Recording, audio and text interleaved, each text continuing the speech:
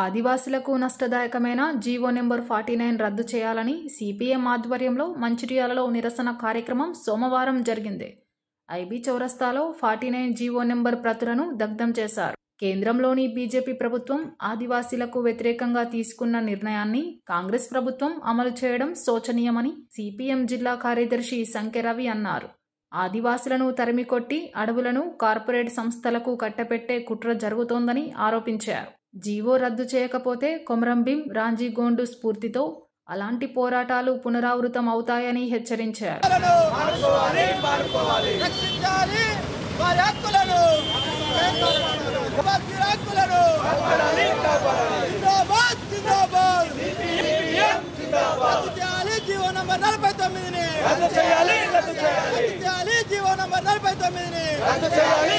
ఈరోజు ఉమ్మడి ఆదిలాబాద్ జిల్లా ఏజెన్సీ బంద్ను ఆదివాసీ గిరిజన సంఘాలు పిలుపునివ్వడం జరిగింది. ఈ బంద్ ప్రధాన ఉద్దేశము కేంద్రాన్ని పరిపాలిస్తున్నటువంటి బీజేపీ ప్రభుత్వము ఆదివాసీలను పేదలను లక్ష్యంగా చేసుకొని వారు నివాసం ఉంటున్నటువంటి ప్రాంతాలను ఖాళీ చేయించడం కోసము అనేక చట్టాలు తీసుకొచ్చింది. ఈ చట్టాలను అమలు జరుపుకోవడం కోసము తెలంగాణ రాష్ట్ర ప్రభుత్వ సహకారంతో ఈ ఒక జీవోను ఈ మధ్యకాలంలో తీసుకొచ్చింది. ఈరోజు ఆ జీవోను వ్యతిరేకించాల్సినటువంటి లేదా మోడీ విధానాలను వ్యతిరేకించాల్సినటువంటి తెలంగాణలో ఉన్నటువంటి కాంగ్రెస్ రేవంత్ రెడ్డి సర్కారు మోడీ ఆదేశాలను అనుసరించి మోడీ విధానాలను ఆదివాసీ వ్యతిరేక విధానాలను తెలంగాణ ప్రాంతంలో అమలు జరపడం కోసము జీవో నంబర్ 49 తీసుకురావడం జరిగింది. ఈరోజు రేవంత్ రెడ్డి సర్కార్ను మేము ఒకటే అడగదలుచుకున్నాం. నువ్వు ఆదివాసీలకు పేదలకు వ్యతిరేకంగా ఉండి నువ్వు మోడీ సంకన ఉంటానంటే తెలంగాణ ప్రజలు సహించరని చెప్పి సందర్భంగా తెలియజేస్తున్నాం. అదేవిధంగా ఈ జీవో నంబర్ 49లో మొత్తం 339 గ్రామాలను 3 లక్షల ఎకరాల భూమి నుంచి ఈరోజు ఆదివాసీలను పేదలను ఖాళీ చేయించేటువంటి కుట్ర జరుగుతుంది. అందుకే దీన్ని తీవ్రంగా మేము వ్యతిరేకిస్తున్నాం. వెంటనే ఇది రద్దు చేసుకోకపోతే రాబోయే కాలంలో మరిన్ని పోరాటాలు చేస్తాము. జీవో రద్దు అయ్యేదాకా పోరాటం చేస్తాము.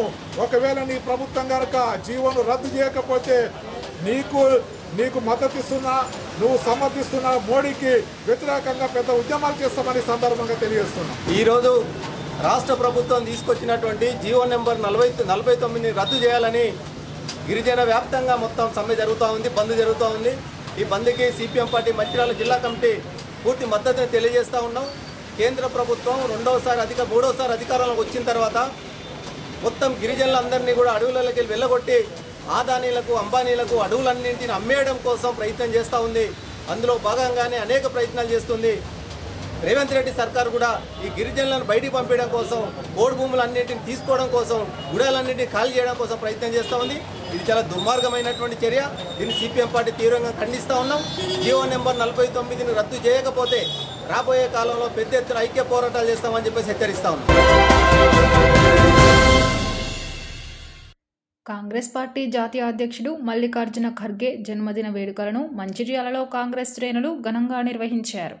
సోమవారం ఎమ్మెల్యే కొక్కిరాల ప్రేమసాగర్రావు, జిల్లా కాంగ్రెస్ పార్టీ అధ్యక్షురాలు కొక్కిరాల సురేఖ ఆదేశాల మేరకు ఎమ్మెల్యే నివాసంలో కేక్ కట్ చేసి సంబరాలు జరుపుకున్నారు.